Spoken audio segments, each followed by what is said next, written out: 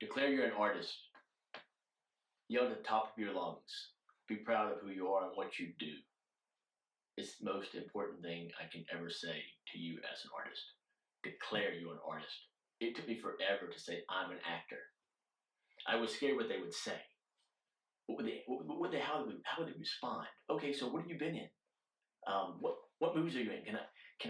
Have I seen you in anything? So are you working? Do you have an agent? And all this other BS. Listen, guys, storytellers, some work a lot, some don't. Some you'll never see. Some are just in class a lot. Some are just telling stories. Some are just entertaining on YouTube, like me. So don't worry about what they're going to say when you say, I'm an artist or I'm an actor. If they give you shit, say the following. So, tell me about you. What are you doing? So, are you married? Are you divorced? Are all your bills paid? Because that's the same kind of questions you're asking me. My art is very personal. And I just told you I was an actor. You should say, oh, that's awesome. Congratulations. I wish I could be one. I don't have the guts to do it. And a lot of people are going to tell you that. It's true, hands down. So declare at the top of your lungs, you are an artist. And be proud of it. You never know who's listening to. There could be a producer in the room, a director, a writer, a fellow actor. And we're always looking for more artists who want to make good work. Remember that. Always remember this. It's very important. You never know who's in the room. Never. So always be on your best behavior. Always listen more and talk less. And always be proud of who you are. You are an artist through and through, and no one can take that away from you. Know your value and know your worth. Because if you don't know your value and your worth, and you don't know yourself, you don't know how important you are, then you cut off your chances of being able to make an impact in this world. And you have a job to do. You chose to be an artist for a reason. You chose to inspire people and motivate people and educate people and enlighten people and entertain people, make people cry, make people get angry, get sad, whatever. If you don't know your worth and your value, and you deny your essence as an artist, as an actor, you might as well hang your boots up because you're done.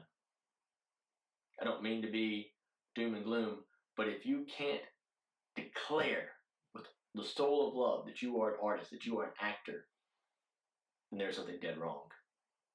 Like I said, ladies and gentlemen, it took me a long time to declare I'm an actor and not to be scared of what the next question was going to be coming from them.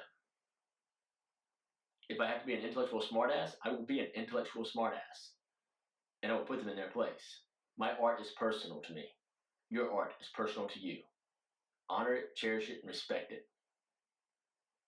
So many people want to be artists, and so many can't be, for whatever reason. But you can be, and you are. I know that to be true. You're not alone, ladies and gentlemen. We're not alone. Though at times you may seem like you feel like you're alone. So I'm going to tell you, embrace the struggle. Every artist is in some kind of struggle. Either they are financially in a struggle, emotionally in a struggle, spiritually in a struggle, relationship-wise in a struggle. It doesn't matter. They're in a struggle. Learn from the struggle. Love the struggle. Embrace the struggle. It is here where creativity blooms. It is here where your natural power to create center starts to build itself and make awesome art. Trust me on this, guys. Embrace the struggle, love the struggle, live the struggle. And know that one day you'll move out of that struggle into another struggle. Because that's what art is. Struggling to tell the truth. Struggling to tell a story. Art is not easy. Life is not easy. Art imitates life. Enough said. Ouga. Number 2, advocate for your fellow artists. Now I'm going to tell you a story that I'm not proud of. When my father died, I moved back to Mississippi. And there was no real place for me to do art here, to tell stories. I worked at my alma mater for a little while, and I volunteered there, and I got to get some really great experiences. But I still wasn't satisfied. Now, they say God has a sense of humor sometimes, and I agree wholeheartedly. So on my Facebook, I start seeing all these posts. Oh, dude, I booked this. Oh, dude, I booked that. I'm so excited, blah, blah. And I wanted to be excited for them. I really did. For some reason, I couldn't be. Then it happened.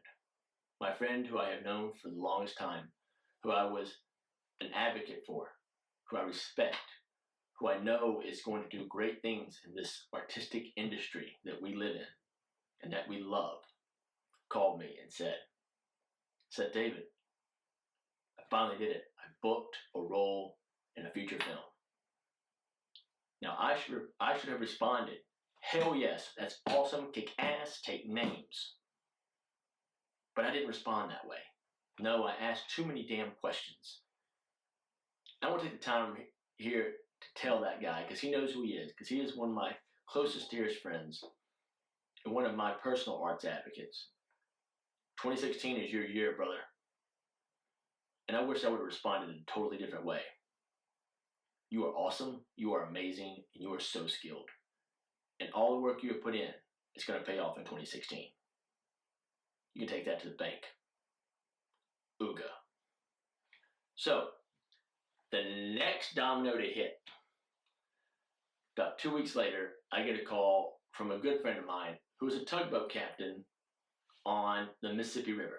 Went to school with him, good guy, very, very honest. I get a Facebook message that says, David, call me. Here's my number. When the captain leaves a message like that, you sort of get, a little shaky in the boots, and you're like, oh my goodness, what did I do now? You start going things through in your head. You're like, what did I do? Did I offend somebody? Then you call him the next day. He says, David, man, I love some of your posts.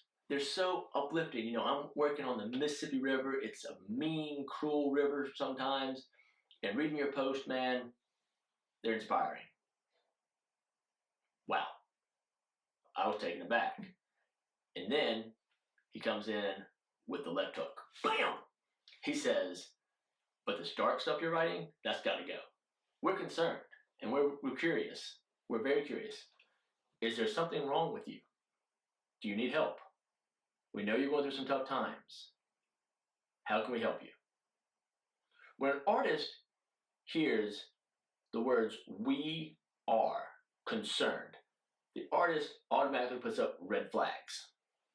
He goes into a POD, a period of discernment. He's like, okay, people are concerned about me. Why are they concerned? Am I doing something wrong? Let me look. So I decided, I talked to Captain. I said, Captain, I appreciate your insight. I'm going to go into my POD, my period of discernment. I'm going to look at this and hopefully, fix the situation. He said, you're going to fix the situation or I'm going to kick your ass. If you post negative shit in my feed, I'm coming after you. More or less is what he said. So, all this is happening, right? All this stuff's going on. So, the next thing that hits is I'm working with some student artists on a musical, and they're talking about how proud they are of their fellow artist who is usually in the ensemble and usually never gets a lead. But this guy said, I'm going to work the whole summer. I'm going to learn how to articulate. I'm going to learn how to deliver a monologue right. I'm going to learn how to kick ass at an audition. And that director is not going to have a choice. These young 15 to 17-year-old student artists gave me a lesson. It is here that I realized I was being an immature artist, and I was angry at myself for doing that. I went again into a POD, a period of discernment. About 2 weeks later, I looked at my post. I looked at my post on Facebook. I said, okay, there's some good stuff here, and there's some stuff that needs to be deleted. But I didn't delete it because I wanted it to stand as a testament of I'm never going to do this again. So my father always ended his correspondences with Onward. And in honor of him, I took that on in my post, Onward. But I wanted more. Like all artists, we want to add on to what we have. So I added Upward, Onward, and Upward. And then, I remember a teacher telling me about how opportunity abounds for the artist. He just has to go get it. That's all he has to do, or she. So I was like, okay, I'm going to use what Captain said. He said some of my stuff was great, right? I'm going to use what this theater person said. Some abounds. I'm going to go onward, upward, greatness abounds. Ouga. And that's how the Ouga mentality was born.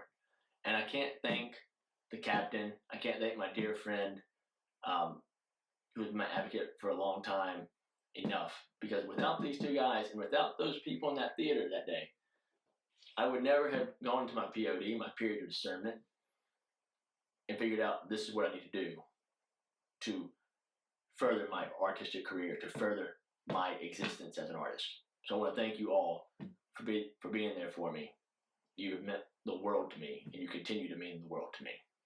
Ouga, my brothers and sisters, Merry Christmas, Happy New Year. I hope this helped you. It's helping me. Please subscribe, comment, do whatever you want to do.